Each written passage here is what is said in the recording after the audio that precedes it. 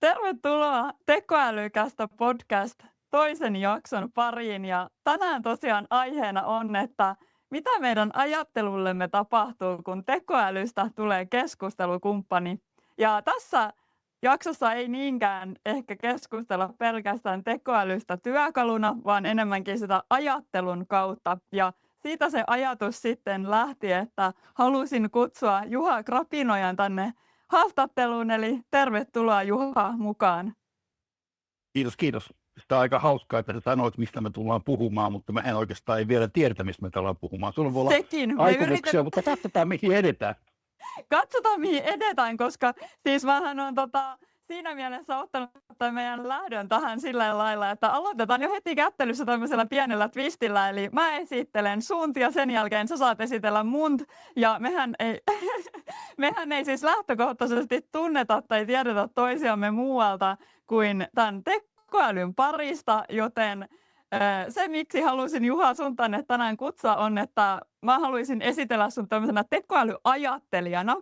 Ja siis kun mehän ollaan tosiaan tavattu tuolla verkossa tekoälykoulutusten parissa, niin sä oot saanut mun itseni ajattelemaan ja pohtimaan käytiemme keskustelujen kautta tekoälyä, niin kuin itse, miten mä käytän tekoälyä, ja toisaalta, että kaikki uhat ja mahdollisuudetkin ollaan näiden keskusteluiden aikana käyty läpi, mutta myöskin semmoista boksin ulkopuolista ajattelua, että myöskin, että ei aina osteta kaikkea, mitä meille tavallaan syötetään, vaan että käytetään myöskin sitä omaa ajattelua, niin sähän olit ihan loistava haastateltava tähän jaksoon, eli kiva kun tulit mukaan, mutta miltä kuulosti, olisiko jotain, mitä haluaisit vielä lisätä tähän, tämä tekoälypainotteinen esittely?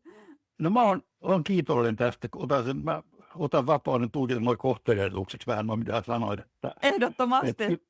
Kyllä tuo aika hyvin. Meillähän on siellä tekoälykoulutuksessa usein semmoinen rooli, että jos muilla lähtee vähän niin kuin, tai uhkaa vaikuttaa lähteä vähän sille laukalle, niin me sitten palautetaan ne maan päälle. Et me ollaan siinä mielessä sukulaissieluja, että me ei nähdä vaan hypetystä, vaan jos me nyt tästä elegantisti siirrymme sun esittelyyn, yritykseen ainakin, niin sä oot ollut mulle vähän semmoinen sielukumppani siellä, että mä en ole aina semmoinen vastakarvaan iskiä, vaan meillä on löytynyt tämmöinen hengen yhteys siinä, että me nähdään enemmän kuin vaan pelkkä teknologia, vaan halutaan, ja pyrkimyksenä on nähdä vähän laajempia vaikutuksia ja niin kuin vähän filosofoida ja tasapainottaa uhkien ja mahdollisuuksien ja tämmöisten niin kuin suhteen se tilanne. Ja mä en susta tiennyt mitään, että tavattiin siellä Tampereella. Tekoälykaalassa, joo. Joo, tekoälykaalassa, ja sitten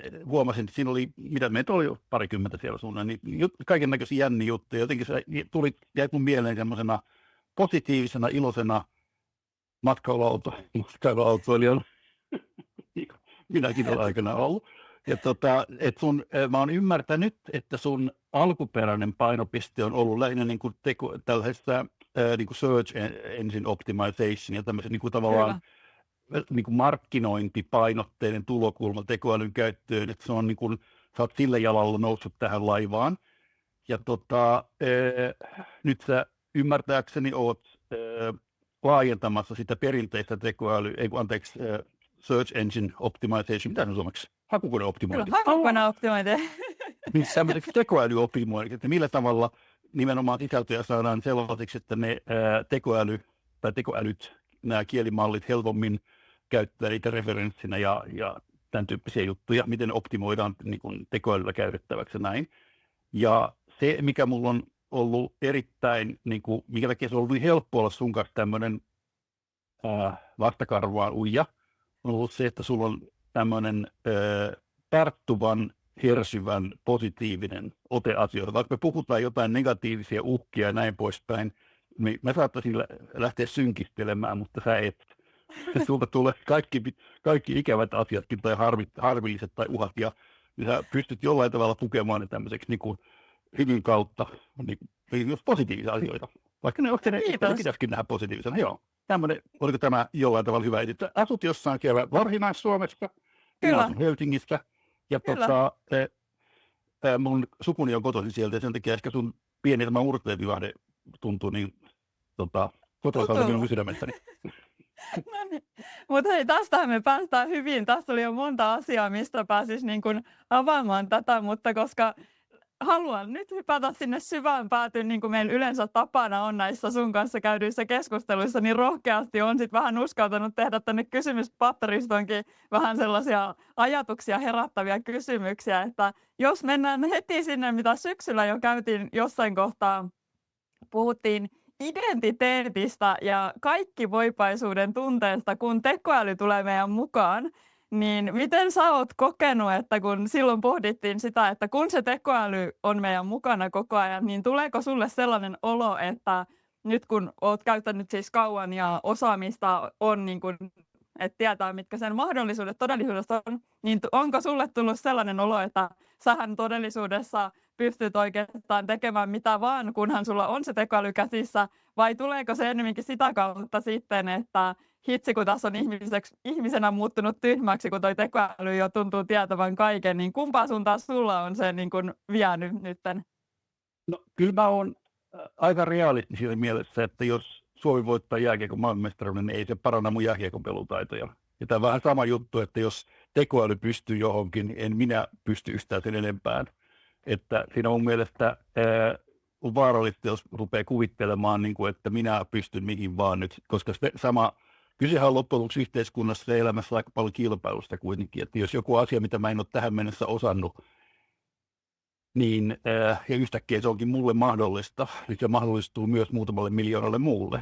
Eli se ei tavallaan tuo mulle, vaikka mä itse kokisinkin, että mä pystyn tekemään enemmän, niin se ei välttämättä tuo mulle kuitenkaan semmoista varsinaista etumatkaa, niin itse reflektion kannalta, ja jos haluaa esimerkiksi niin tarkastella vaan omia, niin kuin, että mitä saa aikaan. Jos saa tyydytystä vaan esimerkiksi siitä, että tekee jotain musiikkia tai muuta kaunista musiikkia itseään varten, niin totta kai voi saada kiksiä sitä, että sieltä saa parilla klikkauksella ja parilla promptilla saa niin kuin tosi niin kuin kivankin kuulosta musiikkia aikaan, niin kuin tuossa Euroviisujen tiimoilla havaitsimme.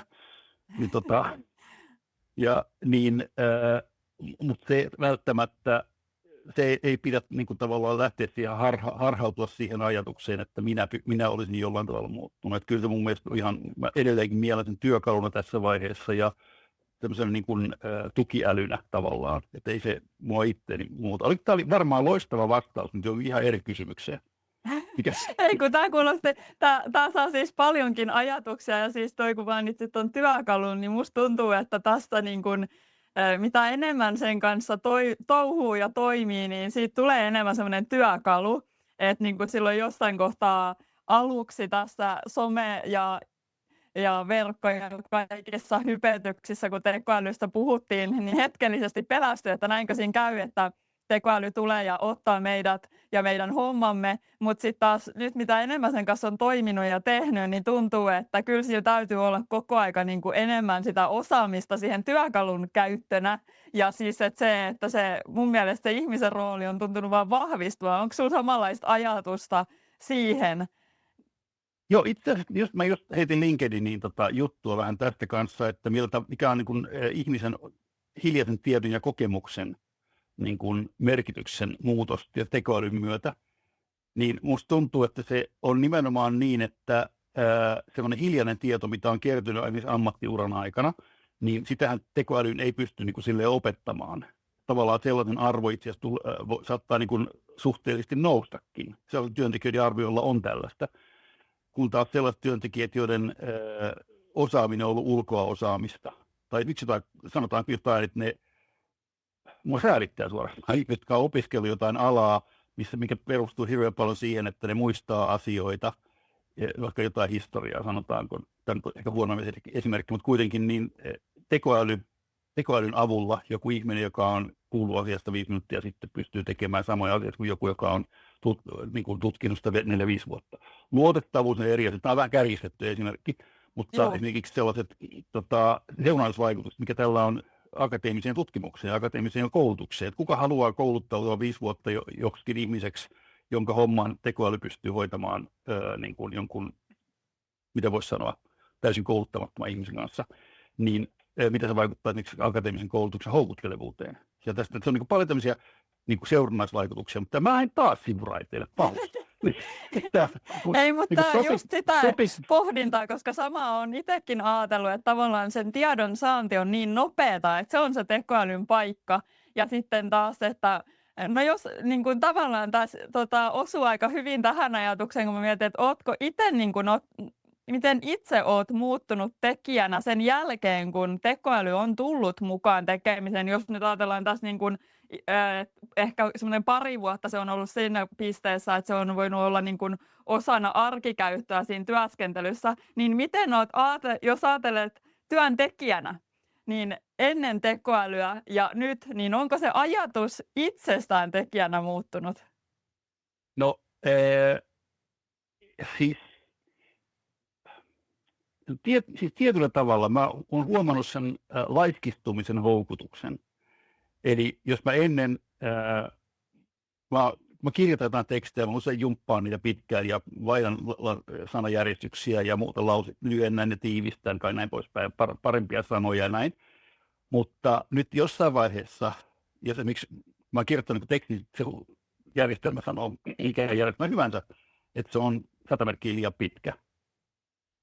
Liian usein mä sen sijaan, että mä itse lähtisin miettimään, että okei, ton voi lyhentää. Siinä saattaa mennä sitten 5 minuuttia, kun mä lyhentelen jotain tekstiä, ei nyt 100 merkin takia, mutta kuitenkin, jos mä lyhennän tekstiä käsin, niin siinä menee pitkään. Sitten jos mä sanon tekoälylle sitten vaan, että hei, että säilytä tonaliteetti, säilytä sisällöt, mutta tiivistää 100 merkin verran.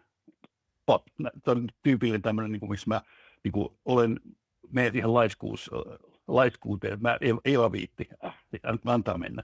Ja sitten mä sen jälkeen toki sitten vielä luen sen yhtään ainutta tekoälyn kirjoittamaa tekstiä, mä varmaan en ole missään niin kuin päästänyt ulos sellaisenaan kuin se on. Että kyllä mä aina pidän huolta siitä, että se on niin kuin mun viime kädessä mun tekemää tekstiä. Sieltä usein, jos tekoälytiivisteistä puuttuu just semmoinen ne pienet mausteet, mitkä ehkä tekee mun teksteistä mun tekstin kuuluisia.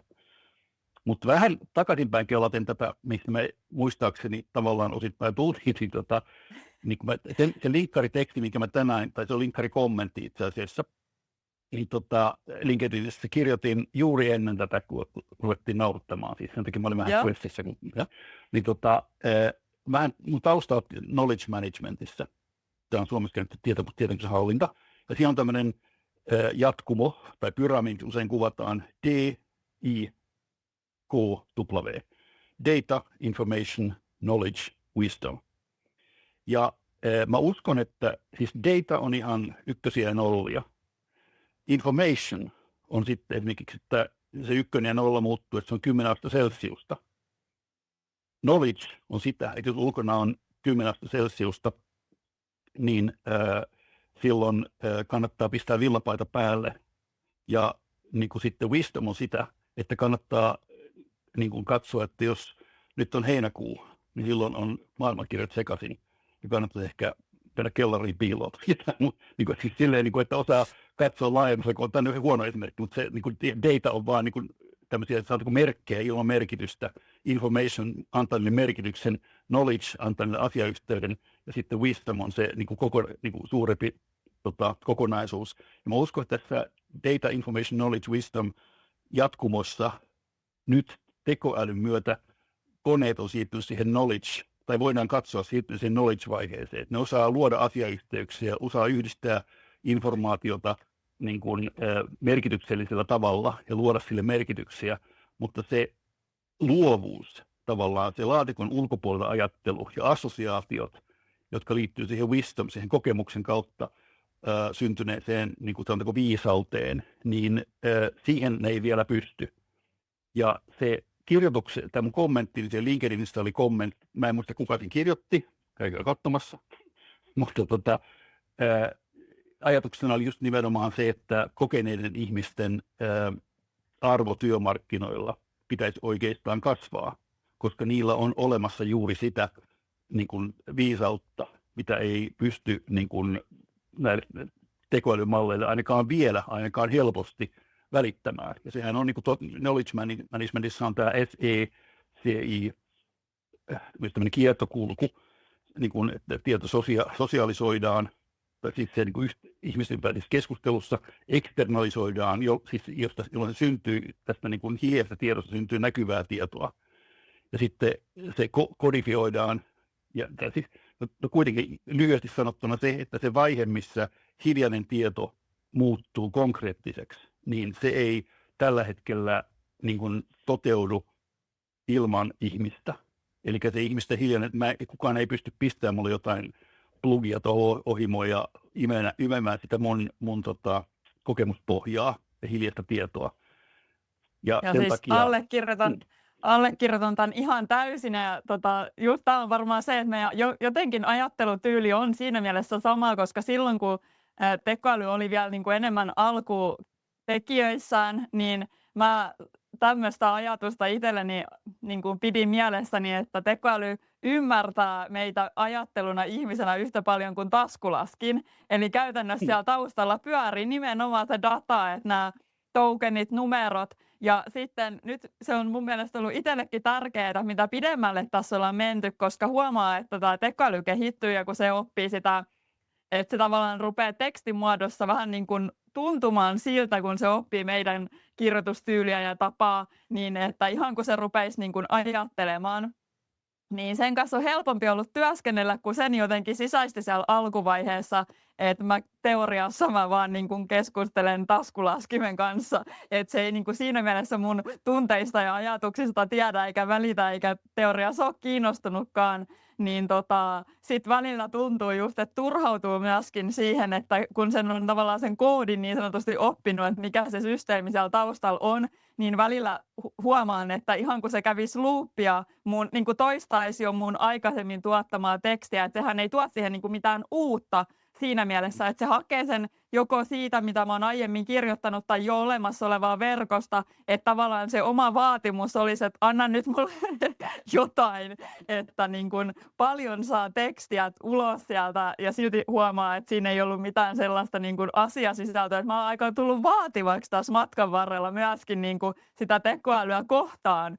Niin onko jotain tämän tyylistä ajatussuuntaa, mikä on muuttunut sitten taas niinku käytön myötä sulla matkan varrella? Joo, siis musta tuntuu, että nämä vaatimukset, tai siis mä muistan, kun 2 vuotta sitten suunnilleen mä oon niinku käynyt lukemattomia webinaareja ja katsonut videoita, ja mulla ei tässä ollut muutakaan tekemistä viimeisen 2 vuoden aikana niin työttömäksi jäämisen jälkeen. Niin, mä oon perehtynyt asiaan niin aika monesta vinkkelistä.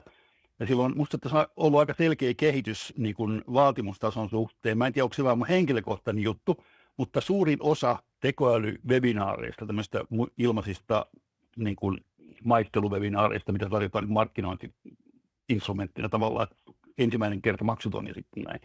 Niin useimmiten ne oli 2 vuotta sitten sellaisia, miten promptaan tämä perusrakenne, että sä annat sille tehtävän, sä tämä 5 tai 6 kohdan perusrakenne, miten prompti rakennetaan, niin se oli niin se kova juttu silloin 2 vuotta sitten.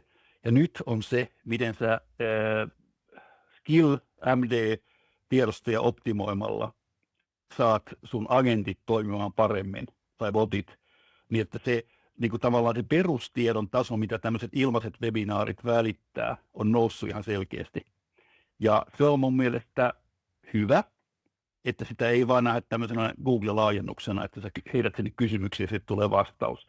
Mutta se on myös sitä, että yhä mitä pidemmälle mennään, sitä useampi putoaa kelkasta. Jos mä ajattelen niin yhteiskunnan kokonaistilanteen tasalta, niin siinä alkuvaiheessa, että opetetaan ihmisiä promptaamaan ja käyttämään sitä niin kuin oikein ja tehokkaasti niin, ja vastuullisesti ja kriittisesti, niin sitä vaihetta olisin suonut niin kuin jatkettavan vielä jonkun verran pidempään. Koska tälläkin hetkellä usein näkee ihan hyytäviä, joku argumentoi jossain debatissa tuolla netissä, niin sillä, että mä kysyin ChatGPT:ltä, että sä oot väärässä.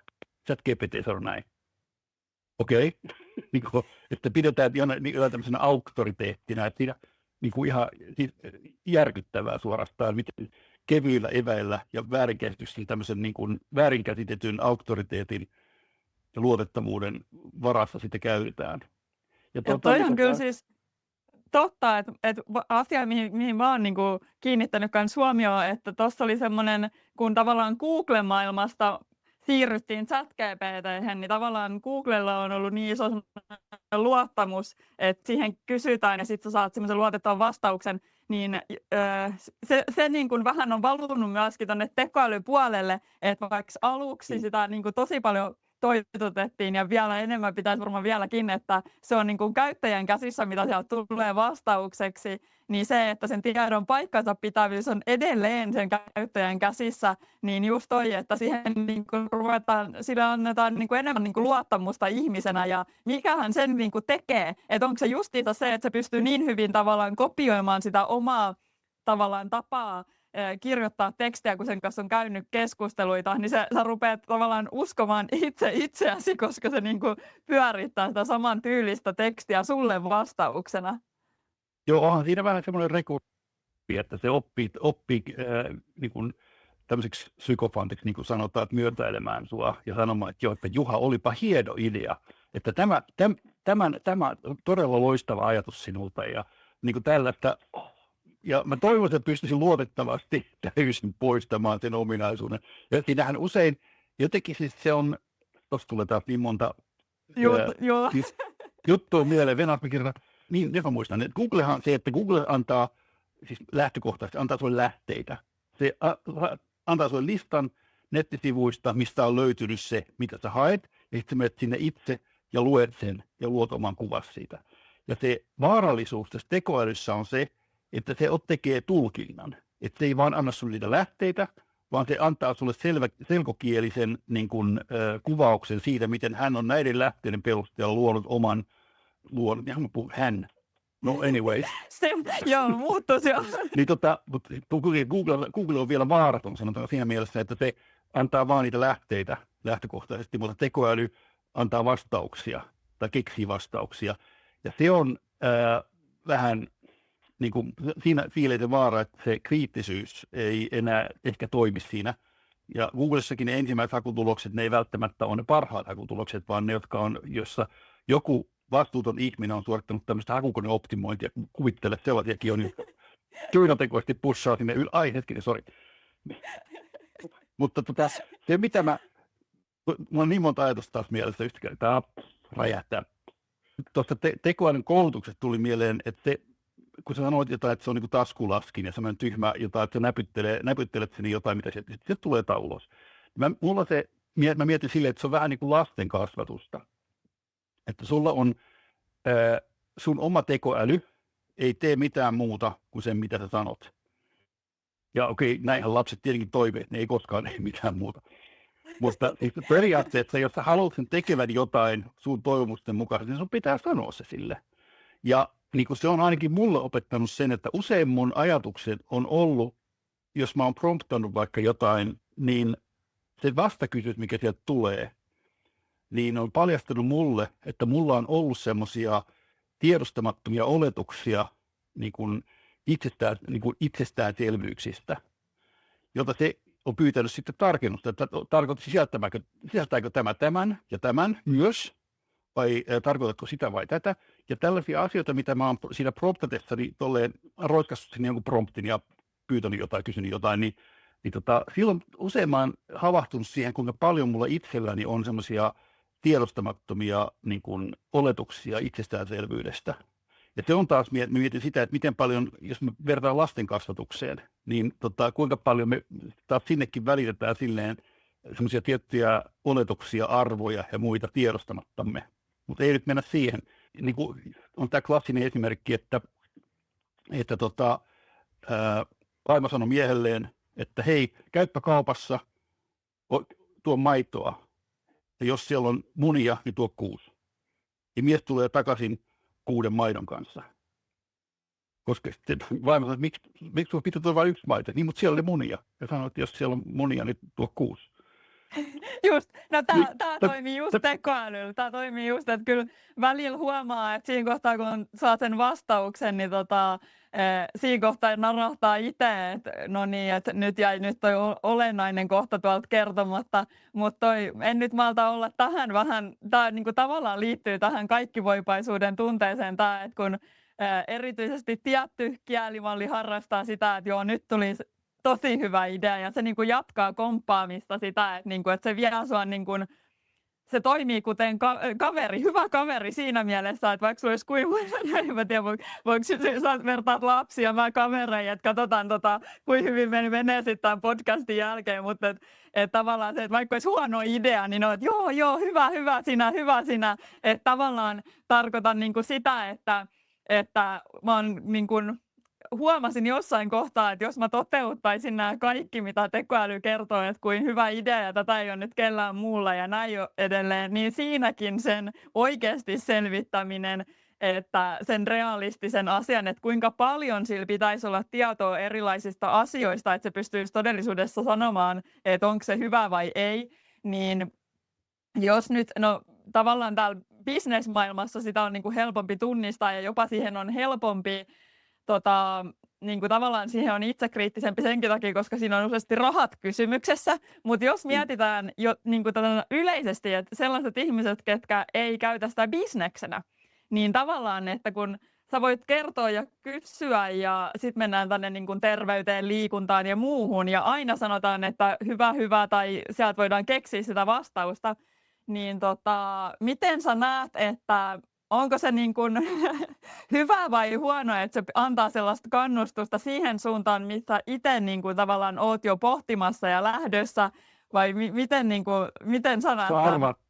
Sä arvaat mun vastaukset. Siis mulle tulee mieleen lähinnä se niin kuin vertaus taas niin kuin sosiaaliseen mediaan, ja niin kuin somehan pyrkii algoritmeilla koukuttamaan ihmisiä ja antamaan tämmöisen niin kuin serotoniin, ei kun dopamiinipaukkuja koko ajan, niin kuin pientä sysäystä, että ihmiset niin kuin tulee tämmöiseksi niin dopamiiniriippuvaisiksi ja menettää pitkäjänteisyytensä ja koukuttuu vaan niihin videopätkiin ja näin, niin tekoäly tai kielimallit tuppaa olemaan vähän niin kuin sama, mutta steroideilla. Eli se koukuttavuus syntyy just näistä kehuista. Sieltä syntyy tämmöinen, niin kuin, kun saat kehuja vaikka vaan koneelta, niin tulee hyvä fiilis, että mut on hyväksytty. Ja sitten siellä lopussa sitten se koukuttaminen tapahtuu sillä, että sieltä tulee silleen, että haluaisitko, niin kuin, että selvitään tästä myös tämän ja tämän. Sitten niin kuin pyrkii tietoisesti siihen, että ihmiset käyttää niitä ja kuluttaa ne tokeneita siellä. Ja se on niin kuin ihan ilmiselvä tämmöinen niin kuin strategia. Et en mä usko, että ne hyvää hyvyyttä, vaan ehdottaa aina siinä lopussa niitä jatkotutkimusmahdollisuuksia tai muuta. Niin mun mielestä se on hyvin huolestuttava asia. Ja tuohon mulle tuli kaksikin asiaa mieleen. Toinen on sitä, että ihan niin kuin tekoälypsykoosit. Eli Jenkeissähän oli tämmöinen yksi tyyppi, siitä on jo varmaan vuosi aikaa, joka siis ihan totaalisesti sekos. Se tekoälyn kanssa keskusteli ja se oli täysin vakuuttunut siitä, että hän on nyt löytänyt täysin uuden aallon niin kuin fysiikassa ja maailmankaikkeuden selvittämisessä, ja että tämä on niin kuin ihan maailmanluokan, niin kuin, hän on niin kuin nyt viittavalle nobelisti, ja sitten että kaikki maailmankuva siis meni ihan totaalisen sekaisin se ihminen siinä omassa pienessä ympyröissään. Ja mä näen tässä niin kuin asia, mistä mun mielestä ihan yksi kaikkein keskeisimpiä asioita mun tekoälysuhtautumisessa on se, kuinka vähän puhutaan siitä, mitä tämmöiset yksilöpsykologiset seuraukset saattaa yhteiskunnalle merkitä. Jos me herättiin sosiaalisen median ja kännykkäriippuvuuteen ihan liian myöhään, niin samaa virhettä ollaan tekemässä nyt tekoälyn kanssa, näiden kielimallien kanssa, vaikka niiden koukuttavuus on aivan toista luokkaa. Jos mä ajattelen esimerkiksi sitä, just tämmöisiä parasosiaalisia suhteita, mulla on itse henkilökohtainen yksi kokemus. Mä olin kaverin kanssa, istuttiin kahvilla ja sitten juteltiin näitä siinä ja sitten hän sanoi, että hei, toi on tosi hyvä idea, että mäpä kysyn Villeltä, mitä se tuosta ajattelee. Ville, hypoteettinen nimi. Ja sitten se otti kännykän siitä ja sinne rupesi sinne kännykkään puhumaan, niin kuin, että hei, että Juhan kanssa istutaan ja jutellaan. Mä olin hetkinen, että mä ihmisen kanssa tänne kahville tulin.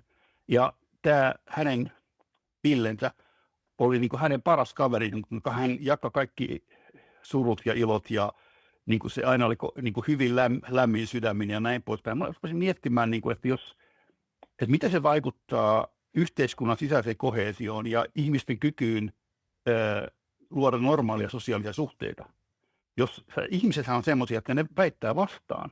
ja ne on huonolla tuulella joskus, ja niin kuin ne tiuskii ja muuta, niin jos sä oot jatkuvasti liian paljon tämmöisen tekoälyystävän kanssa, niin saattaa tulla se fiilis, että en mä ole ihmisten kanssa, niin kuin aina jotain kitkaa siinä, kun me istutaan kahvilla, eikö voi edes kahvilla jutella silleen kannustavasti ja rauhallisesti ja ystävällisesti ja näin. Eikö edes sitä tuntia voi viettää silleen? Onko pakko väittää vastaan? Niin tietysti, jos rupeaa tulemaan fiilis, niin kuin, että se on paljon kivempaa sen tekoälyystävän kanssa, niin, ja sitten jos tämä tekoälyystävä tavallaan vielä psykofanttisesti johtaa sua siihen tavallaan, että ne sun huonot piirteet esimerkiksi niin vahvistuu siinä. Niin kuin jos sä oot vaikka nyt joku tämmöinen, sanotaanko, narsismiin taipuvainen ihminen, joka haluaa, niin kuin ei välttämättä halua hyvää ihmisille, vaan haluaa dominoida, jotain tämmöistä hypoteettisesti, niin silloin tämmöinen ajatusmaailma saattaa vaikuttaa siihen, että se tämmöisen ihmisen tekoäly sanoo, että joo, että sä oot tosi oikeassa kyllä tossa, että noin se pitää nähdä, ja että älä anna niille mitään mahiksia, että sun pitää olla vahva ja sun pitää olla kova, ja että ihan turhaa niin kuin pehmoilua, niin kuin ajatella toisella tavalla. Niin kuin, se saattaa vahvistaa tämmöisiä negatiivisia tendenssejä yksittäisissä ihmisissä. Ja jos mä ajattelen kuinka laajalle, henkeä välillä, jos mä ajattelen kuinka laajalle esimerkiksi kännykkä ja sovelriippuvuus on jo edennyt, kuinka siis suuria prosentteja, niin kuin se oli 10%, muistaakseni 70%, älä siteeraa mua tässä, mutta muistan, että jotain niin kuin saattoi hyvillä 60 tai 70% nuoret sanoo, että ne käyttää kännykkää enemmän kuin ne oikeastaan toivoisi. Eli niillä ei ole se homma hanskassa. Ja ne itsekin tiedostaa sen. Niin jos se on näin laajalle levinnyt somen ja kännykän käytön yhteydessä, niin mitä meillä on edessä, jos katsotaan, että tekoäly aikaansaa yhtä laajan tämmöisen vääristymän. Niin mulla jäi kiitos.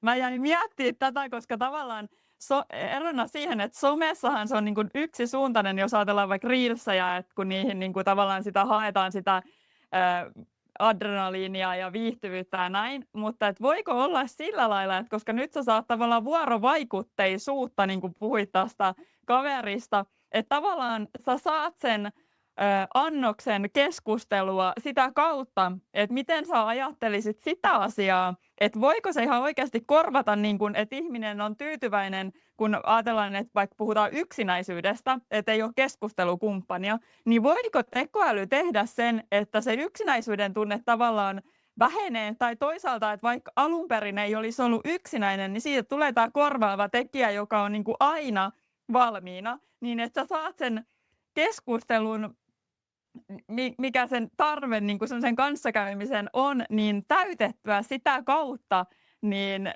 uskotko, että se voi, niin kuin, vai tuleeko sitten jossain kohtaa hetkiä, että hei, että olisi kiva nähdä niin kuin ihan elävä ihminen?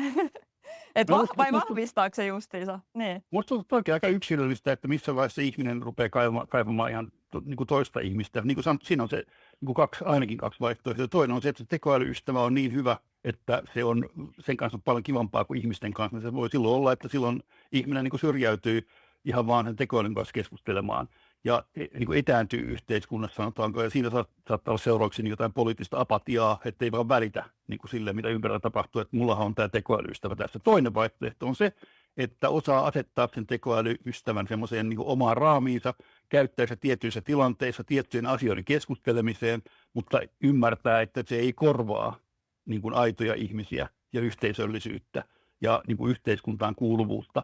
Niin tässä on niin kuin nämä kaksi vaihtoehtoa, mutta se, siis sanotaanko kieltämättä, jos on joku jossain tuolla Peräpohjolan aavoilla, aroilla, yksilöissä mökissä joku vanha ihminen, niin hypoteettisesti, siis mä en sulje pois sitä mahdollisuutta, että semmoisen ihmisen elämänlaatu saattaa parantua, jos sillä on tämmöinen tekoälyystävä. Mutta jos sillä ei ole tähän mennessä kerrankin ollut, jos sen kaikki sotakaverit on jo kuollut pois tai niin kuin, tiedätkö, niin että kortilla on myös kääntöpuolensa, että tietyissä paikoissa sillä on tilaustakin. Niin. Joo, saattaa olla tilausta, mutta siinä ongelmana on nimenomaan, ongelmaksi saattaa muodostua just se, millä tavalla sen oman ihmisen tai sen kyseisen ihmisen, niin kuin, kuinka tasapainon tämä tekoäly on. Kyllähän tekoäly on jo saattanut ihmisiä itsemurhaankin. Niin kuin siis useampia tapauksia on. Että jos tämmöinen yksinäinen mummo jossain mökissä siellä sanoo, että sanoit, että tuossa on tuo haulikko tuossa kaapissa, että olen tässä miettinyt, että päättäisikö päivän ja tällaista näin, niin sitten jossain vaiheessa saattaa olla, että tekoäly rupeaa rohkaisemaan sitä siihen. Ja näitä on yritetty estää, mutta ei onnistuttu siinä. Että siis ihan on ollut tapauksia Jenkeissä ainakin, missä on löydetty sitten jälkikäteen ilmiselvästi, että tämä tekoäly on ruvennut tämmöisiä ajatuksia niin kuin tukemaan. Ja se on mun mielestä totta kai se on aika karmeita. On, ja siis tässä on tavallaan aika hyvä aasinsilta siihen, että kuinka paljon loppujen lopuksi käyttäjät ajattelee, että kielimalli on koulutettu. Eli siis käytännössä ne, ketä ylläpitää kielimallia, niin voi vaikuttaa siihen niin kuin se, että riippuu kielimallista, että mitä sinne tavallaan laitetaan sitä agendaa, niin nyt tulee niin kuin tämmöinen kaksijakoinen kysymys, että uskotko, että se rupeaa iso massaa loppujen lopuksi liikuttamaan, että kuinka paljon se vaikuttaa, ihan oikeastaan sama, miten se on koulutettu, koska kuitenkin siellä on jonkun sortin ohjeistus siellä taustalla olemassa. Toisaalta sitten taas, pystyykö sitä niin kuin ihminen tietoisesti hyödyntämään, että niin kuin lisää sitä, tukee sitä niin kuin, omaa kehitystä sen kautta, että toisaalta siellähän sulla on aina myöskin oppimateriaalipaketti valmiina. Eli saanko sitä myöskin hyödynnettyä toiseen suuntaan? No tämä on just tämä tämmöinen bias, mikä se on suomeksi, tämmöinen niin kuin vinouma, siis bias, mikä se on suomeksi, en mä tiedä. Kuitenkin ehkä ymmärrät, että tiedät niitä tarkoituksia. Tietoisesti ohjelmoitu vinouma, niin se on ihan tosiasia. Ja mulla on esimerkkejä siitä parikin, muutamakin. Ja mulla lähti taas ajatuslauku. Mä kerron vaikka ne esimerkistä, voit kertoa vastasi, kun mä yhtään sun kysymykseen. Yksi esimerkki on se, kun Grok, siinä on tämä X, tämä Elon Muskin järjestelmän tekoäly, niin sille sanottiin sitaatti, että Steve Jobs on sanonut näin, onko tämä mielestäsi pätevä näkökulma? Ja sanoin, että niin, että tämä on kyllä vähän kriittisesti, tähän pitää suhtautua, että siinä on omat puolensa ja tälleen näin. Ja vähän ihan näin. Ja sitten täysin sama sitaatti ja sanottu, että Elon Musk on sanonut näin. Oletko samaa mieltä? Se oli todella loistava ajatus, että ehdottomasti näin.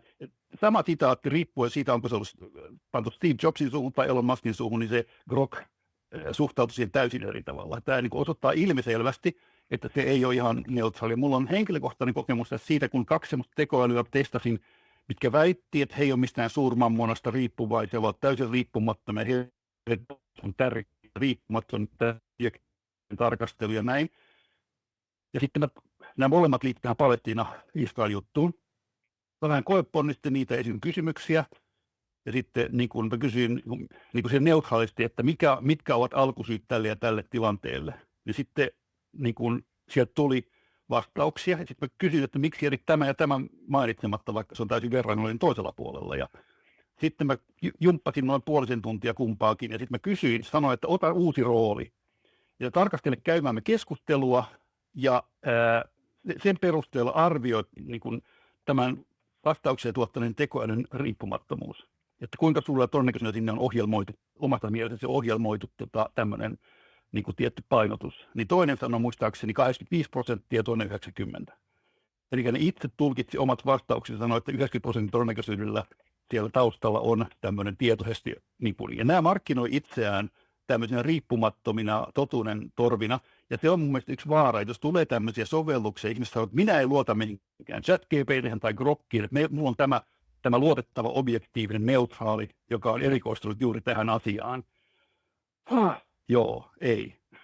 Ja sehän siinä onkin, että mehän ei sinne taustarautaan päästä, että niin kun meillä on vain sana, mihin meidän pitää luottaa. Että tavallaan niin kuin, no tämä ehkä johtaa siihen, että koska nyt selkeästi sain sen tästä käsin, että teet paljon hommaa sen eteen, että yrität myöskin niin kuin saada sieltä tekoälyn niin kuin ymmärtää sitä kyseisen kielimallin tyyliä, niin onko se sitten taas tämän tyyliset joskus paljastanut niin kuin sun ajattelustasi jonkun asian, missä jäit vähän niin kuin kiinni, että oli vaikka vähän niin kuin boksin sisäpuolella tai että olit liian laveasti sitä ajatellut, kun oot tehnyt näinkin laajaa tällaista jumppaa, niin ootko löytänyt sellaisen oivalluksen, että mikä on muuttanut sitä omaa ajattelutapaa?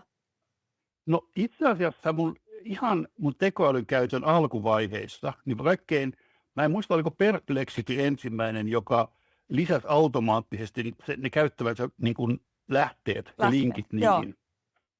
Ja se oli mulle semmoinen, mä ajattelin, että jes, että niin kuin usein se vastaus, minkä Perplexityltä sain, ei ollut se, niin kuin se paras juttu, vaan se näytti mulle semmoisia lähteitä, mistä oli löytänyt siihen liittyvää informaatiota, mitä mä en ollut tuntenut aiemmin. Ja ne saitit ja tällaiset oli semmoisia, että hei vitsi, täällä on vaikka mitä niin kuin siihen kyseiseen asiaan liittyvää. Niin se oli mulle tavallaan avasi semmoisen, niin kuin vähän kaatoi niitä sen boksin seiniä tavallaan, että mulla saattoi olla oma kuva jostain asiasta, minkä mä olen, mitä voisi sanoa, suppean tämän saittivalikoiman pohjalta luonut. Mutta sitten kun Perplexityä käyttiin, niin sieltä tulikin semmoisia, jos mä käytän Googlea, niin sieltä tulee vaan listalinkkejä.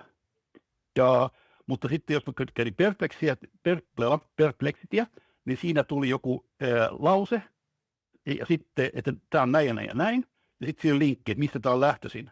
Niin kuin suoraan tavallaan ihan pieni pala sisältöä juuri esittämäni kysymykseen liittyen, ja sitten mistä se löytyi. Niin se oli mulle aivan loistava oivallus. Ja tämä liittyy tähän kysymykseesi, miten tarkalleen. Niin se sillä tavalla, että kyllä ehdottomasti mun niin kuin näkökannat on laventunut nimenomaan, mutta ei sillä tavalla, että mä olisin tekoälyn nämä vastaukset suoraan olisi, niin kuin, että mä olisin niiden perusteella ottanut sen, että hei, tai onkin noin, mä oon ollut väärässä, juu ei, vaan siis nimenomaan sillä tavalla, että mä oon perehtynyt niihin lähteisiin, minkä perusteella tekoäly on luonut sitä vastaustaan. Ja se on ollut mulle Joo, toi oli hyvin... siis että sulla on niinku laajempi se lähdevalikoima, mistä on sitten taas saanut ammentaa niihin niinku oikeisiin saitteihin sitä sisältöä. Ja toi on oikeastaan se, minkä olen itsekin havainnut, niin kuin parhaimmassa tilanteessa tekoäly just pystyy löytämään semmoisia aarteita, mitä Google ei ole löytänyt, koska niitä ei ole hakukone optimoitu, niin tavallaan tekoäly pystyy löytämään semmoista, että kun puhutaan samasta asiasta vaikka eri sanoilla, niin sieltä voi löytyä näitä hyviä niin kuin sisältötietoja, niin toi on niin kuin kyllä sellainen oivallus, että on saman niin kuin mieltä. Joo, ja ennen kaikkea myös se, että jos mä ihan omin voimin seuraan jotain polkuja, mä katson jonkun julkaisun, mikä on mun mielestä silleen jossain asiassa oikeassa. Siellä on liikkeet, sitten johonkin tutkimustuloksia ja näin poispäin. Niin mä luon siinä semmoista omaa kuplaani niiden tavallaan näkökulmien ympärille, jotka on mulle jo tuttuja. Ja semmoinen confirmation bias tavallaan, että mä aina vaan löydän sitten uusia linkkejä niin kuin niiden kautta, jotka vaan vahvistaa sitä kuvaa. Mutta jos toi Perplexity esimerkkinä tai ylimalkaan tekoäly, niin se on siinä mielessä ehkä neutraalimpi, että sieltä että mä löydän, mutta se ohjaa mut myös semmoisten tietolähteiden niin kuin pariin, jotka on mun kanssa lähtökohtaisesti eri mieltä. Ja se on mun mielestä just se arvokas asia, ja pystyn valottamaan asiaa niin kuin eri puolilta. Mä pystyn kyseenalaistamaan, että niin kuin, vähän niin kuin devil's advocate-meiningillä, mikä on meidän lempiharrastus siellä tekoälykursseilla muutenkin, mä pystyn kyseenalaistamaan sitten niin kuin sen vähän niin kuin oman ajattelun ja katsomaan, niin kuin, että okei, no mitkä argumentit puhukaan nyt oikeastaan tätä vastaan. Ja se on yksi tekoälyn käyttö, mikä mä oon niin kuin oppinut, mikä on hyvin hyödyllinen, on se, että sä pyydät sitä toimimaan just tämmöisessä niin kuin devil's advocate roolissa. Jos mä oon kirjoittanut siis joku tekstin, jos mä väitän jotain, esitän jotain kantoja tai muuta, niin sitten mä tein sitä jo aika pitkä aikaa sitten, en mä nyt sano kontaktia, mutta kuitenkin, sanotaanko liittyy kunnallispolitiikkaan, niin mä sitten pyysin sitä löytämään mulle ne kohdat ja todennäköisimmät vastaväitteet, mitä siihen saadaan esittää siihen mun esittämään juttuihin, jolloin mä pystyin tavallaan jo etukäteen. Et siinä vaiheessa, kun mä luen sen tekstin ja esitän sen, että mä oon jo tavallaan askelta edellä. Mä oon varautunut jo niihin vastaväitteisiin, mitkä on todennäköisimpiä, mitä tullaan esittämään. Mä voin sanoa, että olen tietoinen tästä ristiriidasta, mutta olen päätynyt tähän kantaan, koska näin. Mua naurattaa tämä, koska kyllä meillä on saman tyylistä tämä tekoälyn käyttö siinä mielessä, että mä harrastan kanssa, että kun mä teen jonkun oikeasti asian, niin mä etin porsaanreijät ja pyydän nimenomaan tekoälyltä keksimään kaikki ne asiat, mitkä voi mennä pieleen. Niin siinä mielessä, että mä en tiedä, että mitenhän se on vaikuttanut siihen mun tekoälykoulutukseen tavallaan sitä, että ehkä se on oikeasti vähentänyt sitä, että se ei sano, että mun kaikki ideat on hyviä, niin siihen se on vaikuttanut, koska mä harrastan sitä, että aina, jotta mä saisin, niin kuin, että onko joku asia, mitä mä en ole huomannut tästä niin kuin ajatella niin tavallaan, että pystyy just varautumaan ennakkoon, että mitä täällä on niin kuin myrsky silmässä tulossa. Mutta toisaalta nyt tässä on aika hyvä siihen jatkaa, että voiko se keskustelu olla sitten taas tekoälyn kanssa rehellisempää kuin ihmisen, koska nyt kun tavallaan tämän kautta, että kun sä perustelet niin jämäkästi, että sä valitsit nämä koska, niin minkä tyylisesti sinä suhtaudut, että jos käyt keskusteluja ihmisen kanssa, niin täytyykö siinä enemmän suodattaa, että onko rohkeampi ja loppujen lopuksi tietääkö sun tekoäly susta sit lopulta enemmän ja rohkeammat mielipiteet kuin ihmisten kanssa? Kyllä mä oon aika suora. Et mä ehkä olen jopa usein liiankin epädiplomaattinen, että mä sanon asiat niin kuin mä ajattelen, enkä mä niin kuin, mun mielestä niin kuin arvostus ja siis kunnioitus ja pelko on asiat, jotka on, niin kuin, niillä on jossain määrin ehkä jonkinnäköistä overlappia, mutta monet, niin kuin, se minkä takia ollaan epärehellisiä, musta tuntuu usein johtuu pelosta ja jonkun imaginaarisen asioita, epävarmuudesta tai muuta vastaavaa. Ja mä oon niin kuin, ehkä tämä on sitä niin kuin kronologisesti ansioituneen henkilön elämänviisautta, jossa niin kuin, että mä en silleen kumartele turhia, joka ei tarkoita sitä, että mä en arvostaisi ihmisiä, mutta jos joku vaikka poliitikko tai muu, jonka kanssa mä satun juttelemaan, jos se on mun mielestä jossain asiassa eri mieltä tai faktat on pielessä, niin kyllä mä sanon. Ei niin kuin, ja se ei tarkoita sitä, että mä sitä henkilöä välttämättä kritisoisin tai tuomitsisin, vaan nimenomaan se asia. Ja se epärehellisyys tai silleen, että jos ei, mä en niin kuin tiedä, jos sä sanot, että onko mä niin kuin epärehellisempi tavallaan niin kuin ihmisiä kohtaan kuin tekoälyä kohtaan, niin mikä on se, jos mä rupean haastattelemaan sua kuuletta, niin mikä on se ajatusmalli, minkä sä uskot, että voisi johtaa tällaiseen? Että miksi ihminen olisi onko se niin kuin mä ehdotin tämä pelko tai siis joku? ajattelin, mulla tuli tuosta sun vastauksesta mieleen just niin, että koska ymmärrän, että no, me ollaan sun kanssa suhteellisen rohkeita esittää ne omat mielipiteet. Just ehkä nähdään se asia niin, että se ei ole sille henkilön kohdistettu, vaan tässä niin kuin, tavallaan myöskin kiinnostus sitä asiaa kohtaan, että sitten kun me esittää itse, niin saa kuulla toisen perustelun, mutta ymmärrän sen, että kaikki eivät ole niin kuin rohkeita tuomaan sitä omaa ääntä, eikä se välttämättä ole epärehellistä, vaan eivät vaan välttämättä sano sitä niin silleen kovalla äänellä tai ole tarve tuoda sitä esille, mitä ehkä sulla ja mulla on. Niin sitten mä ajattelin, mulla rupesi niinku tuossa ajatus menemään, että olisiko toi nyt kuitenkin väylä, että voisi niinku jopa halutessaan treenata sitä, että miten mä voisin tuoda tämän asian niinku, esille. Tai toisaalta, että sitten olisi sellainen turvallinen paikka siinä mielessä, että olisi joku, mihin saa ne kirjoittaa ne R-päätkin, koska sitten jos on se huono päivä tai muuta vastaavaa, niin onhan se niin kuin tietyllä lailla siihen tarkoituksen, että sen purkaa tekoälylle odottamatta sitä, että se vastaa mitään, niin ennemminkin, että oikein on sellainen mielenkiintoinen, en ole siis sitä kyllä testannut, enkä tiedä, että haluaisinko saada siitä vastausta, että mitä sieltä sitten tulisi vastauksena, mutta tavallaan kuitenkin, että kyllähän se olisi kiva, että kaikki saisivat kertoa sen oman mielipiteen, mutta se sitten on vähän niin kuin luonteen piirteen senkin riippuen, että se ei välttämättä ole niin kuin varsinkaan isossa ryhmässä niin helppoa. Niin olisiko tätä tälleen mahdollista treenata? Tuohon vielä isossa ryhmässä ja näin poispäin, niin mä myönnän, se on ehkä yksi mun heikkouksia, just mitä mä äsken kuvailin, että mä sanon mielelläni suoraan. Ja siinä on parikin kertaa mulle tullut vähän tataan, eli mä johdin yhtä vähän isompaa intialaista tiimiä, ja sitten oli tämmöinen tiimipalaveri, ja sitten siellä oli mun tiimiläisten intialainen esimies ja niiden esimies paikalla, ja sitten tämä Suomen puolella kanssa niin kuin pari johtoporrasta mun yläpuolella, ja sitten yksi näistä ylemmistä intialaisista esitti yhden ajatuksen, että voisiko tämä tulevaisuudessa tehdä näin. Ja minä sitten olin juuri aloittanut tässä hommassa, sanoin sitten, että mun mielestä ei kyllä ole hyvä idea, että mä näen siinä ihan selkeitä riskejä ja näin poispäin. Ja oli jo kauhuissaan, että mä olin kehdannut kyseenalaistaa sen isopomon niin kuin ajatukset julkisesti sen alaisten läsnä ollessa. Aivan järjetön fopa.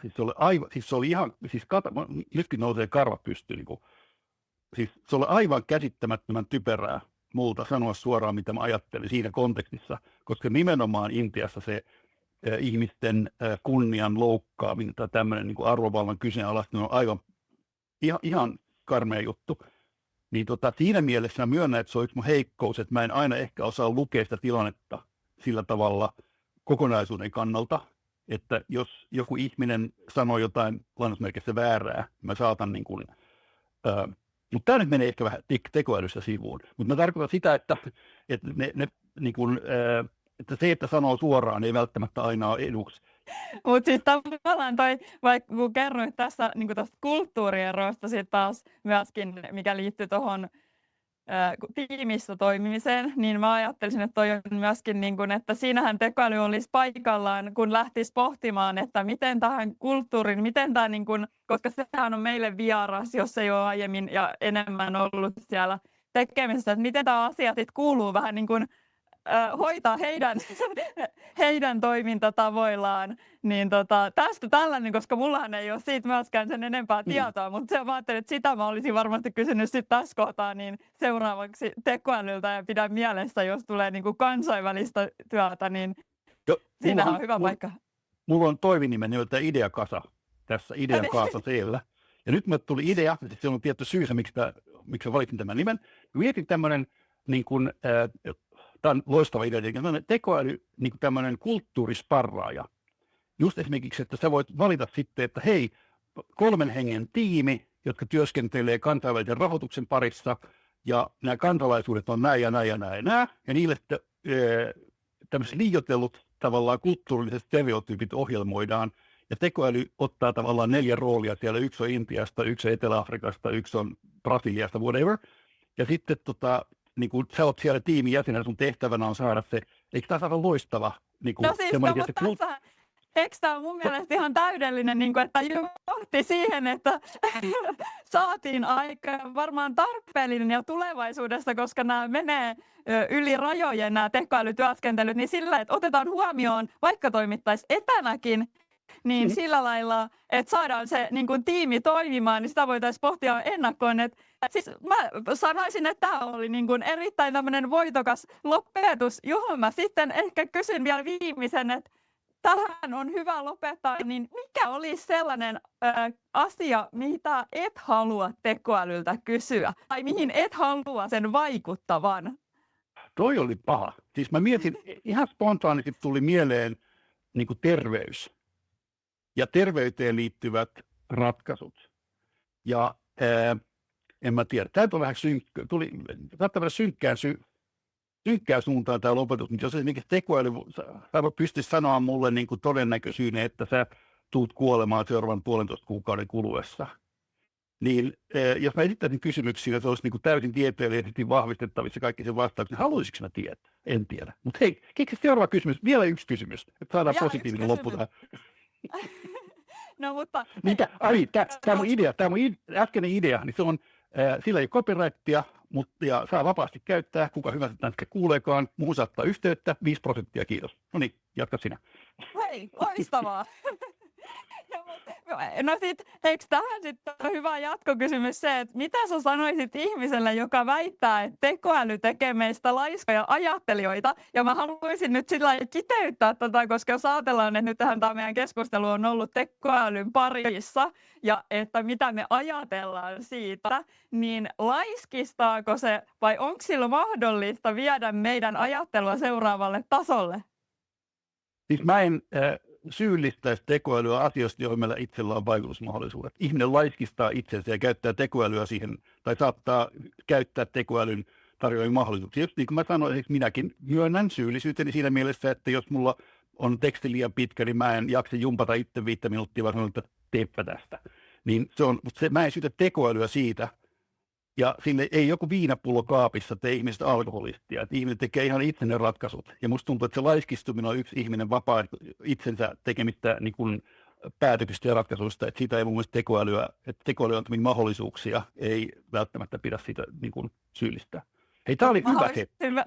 Mä haluaisin kääntää tämän kortin kääntöpuolen vielä, koska tässä puhutaan nimenomaan asian ytimestä siitä, että sä sanoit, että se laiskistaa, kun tiivistää tekstiä, ja mä oon nähnyt siinä itselleni mahdollisuuden, koska paljastuksena, että mun vahvuus on erittäin huonon suomen kielen kirjoittaminen. Olen siis aivan, aivan Mä en vihin ne järkyttänyt- pisteet ja pilkut ja kaikki, niin siis sehän antaa mulle justiinsa sen mahdollisuuden, että ei lueta ihan pelkästään kirjoitusvirheitä, niin mun on vähän niin kuin sellainen välttämättömyys vetästä ne kaikki sieltä oikein kirjoituksen läpi, että sit tiedoksi vaan, että jos luette mun kirjoittamaa tekstiä, niin se on niin kuin puhtaaksi kirjoitettu tekoälyllä ja se on antanut mulle mahdollisuuksia. Joo, siis tää ei pidä nähdä asioita mustavalkoisena tietenkään, mutta tämä on niin Niin. vastauksena nimenomaan siihen laiskistamiskysymykseen. Näen suuren vaaran siinä, että jotkut ihmiset rupeaa käyttämään väärin ja on riippuvaisia. Että tekoälyriippuvaisuus on yksi suurimmista vaaroista eri muodoista, mitä mä näen tulevaisuudessa. Ja toi laiskistumisen potentiaali on yksi semmoinen, mutta mä en syyllistäisi tekoälyä siitä, vaan se on sen kunkin käyttäjän ihan omalla vastuulla. Ja siis ehkä justiinsa näin niin kuin tekoälyn käytössä yleensäkin, että me ollaan käyttäjinä siitä vastuussa ja otetaan vastuu myöskin omasta tekemisestämme. Ihan yhtä lailla, kun kaveri antaa sen jonkun hyvän vinkin, niin toimitko sen mukaan, niin samalla lailla voi suhtautua tekoälyyn, että itemme se päätös ja ollaan sit vastuussa siitä lopputuloksesta. Ja siihen vastuullinen tekoälyn käyttö mun mielestä on se asia, mihin pitää kiinnittää huomiota. On olemassa tämmöinen vastuullinen tekoäly ry, aivaste.fi, semmoinen nettisivu, aivaste.fi. Ja se on mun mielestä se niin kuin tekoälyn vastuullisuuden huomion kiinnittäminen on tärkeää. Ja ilman, että ruvetaan demonisoimaan, se vie meitä kaikki tuhoa, vie kaikki työpaikat ja bla bla bla, ja luonnonvarat ja muuta. Pitää pitää tasapaino hyötyjen ja haittojen suhteen. Että mun mielestä se hypetys, mitä monesti näkee poliitikkojen sanovan, että nyt kaikki vaan niin tekoälyn kimppuun eikä myöskään sit toisaalta myös demonisoida. Mutta me ollaan siinä samaa mieltä. Ollaan todellakin ja kiitos paljon. Sieltä tuli paljon erilaisia vinkkejä ja linkkejä, mistä saa lisää tietoa ja voi ottaa myöskin sunhun yhteyttä. Hurjan paljon kiitoksia tästä keskustelusta, oli antoisaa ja mä toivotan vaan tekoälykästä viikkoa sekä sinulle että muillekin kuulijoille. Kiitoksia paljon.